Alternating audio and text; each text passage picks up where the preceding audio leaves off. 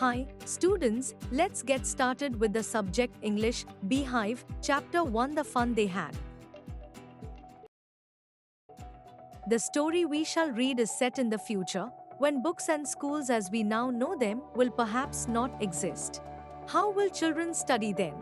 The diagram below may give you some ideas. In pairs, discuss 3 things that you like best about your school and 3 things about your school that you would like to change. Write them down. Have you ever read words on a television or computer screen? Can you imagine a time when all books will be on computers and there will be no books printed on paper? Would you like such books better? Margie even wrote about it that night in her diary. On the page headed 17th May 2157, she wrote, "Today Tommy found a real book. It was a very old book." Margie's grandfather once said that when he was a little boy, his grandfather told him that there was a time when all stories were printed on paper. They turned the pages, which were yellow and crinkly, and it was awfully funny to read words that stood still instead of moving the way they were supposed to, on a screen, you know. And then when they turned back to the page before, it had the same words on it that it had had when they read it the first time. "Gee," said Tommy, "what a waste. When you're through with the book, you just throw it away, I guess. Our television screen must have had a million books on it and it's good for plenty more." "I wouldn't throw it away." "Same with mine," said Margie. She was 11 and hadn't seen as many telebooks as Tommy had. He was 13. She said, "Where did you find it?" "In my house." He pointed without looking, because he was busy reading. "In the attic." "What's it about?" "School." Margie was scornful. "School? What's there to write about school? I hate school." Margie always hated school, but now she hated it more than ever. The mechanical teacher had been giving her test after test in geography, and she had been doing worse and worse until her mother had shaken her head sorrowfully and sent for the county inspector. He was a round little man with a red face and a whole box of tools with dials and wires. He smiled at Margie and gave her an apple, then took the teacher apart. Margie had hoped he wouldn't know how to put it together again, but he knew how all right, and, after an hour or so, there it was again, large and black and ugly, with a big screen on which all the lessons were shown and the questions were asked. That wasn't so bad. The part Margie hated most was the slot where she had to put homework and test papers. She always had to write them out in a punch code they made her learn when she was 6 years old, and the mechanical teacher calculated the marks in no time. The inspector had smiled after he was finished and patted Margie's head. He said to her mother, "It's not the little girl's fault, Mrs. Jones. I think the geography sector was geared a little too quick. Those things happen sometimes. I've slowed it up to an average tenure level. Actually, the overall pattern of her progress is quite satisfactory." And he patted Margie's head again. Margie was disappointed.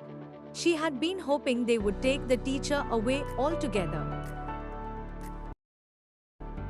They had once taken Tommy's teacher away for nearly a month because the history sector had blanked out completely.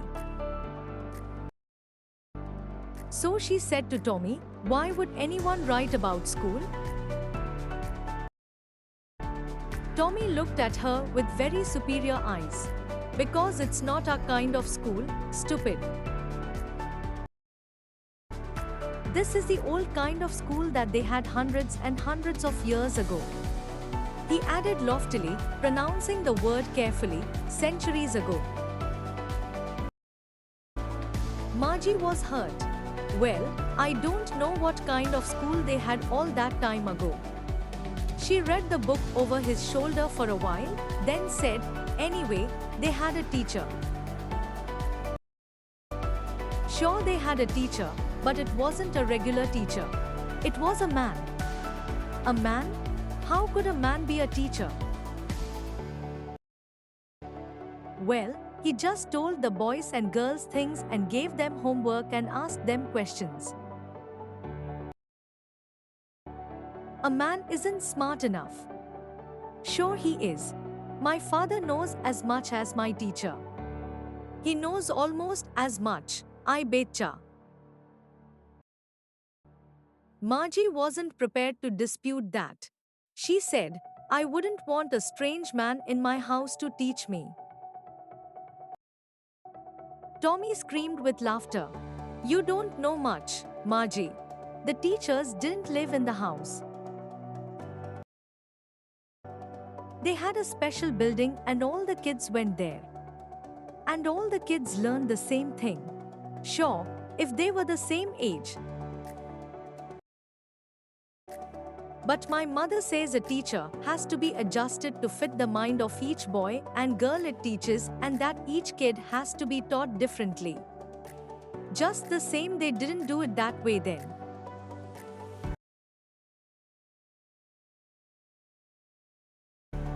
If you don't like it, you don't have to read the book. I didn't say I didn't like it, Margie said quickly. She wanted to read about those funny schools. They weren't even half finished when Margie's mother called, Margie. School. Margie looked up. Not yet, Mama. Now, said Mrs. Jones. And it's probably time for Tommy, too. Margie said to Tommy, Can I read the book some more with you after school? Maybe, he said nonchalantly. He walked away whistling, the dusty old book tucked beneath his arm. Margie went into the schoolroom. It was right next to her bedroom, and the mechanical teacher was on and waiting for her. It was always on at the same time every day except Saturday and Sunday, because her mother said little girls learned better if they learned at regular hours. The screen was lit up, and it said, Today's arithmetic lesson is on the addition of proper fractions. Please insert yesterday's homework in the proper slot. Margie did so with a sigh. She was thinking about the old schools they had when her grandfather's grandfather was a little boy. All the kids from the whole neighborhood came, laughing and shouting in the schoolyard, sitting together in the schoolroom, going home together at the end of the day. They learned the same things, so they could help one another with the homework and talk about it. And the teachers were people. The mechanical teacher was flashing on the screen when we add fractions 1, 2 and 1, 4. Margie was thinking about how the kids must have loved it in the old days. She was thinking about the fun they had. Thanks for watching.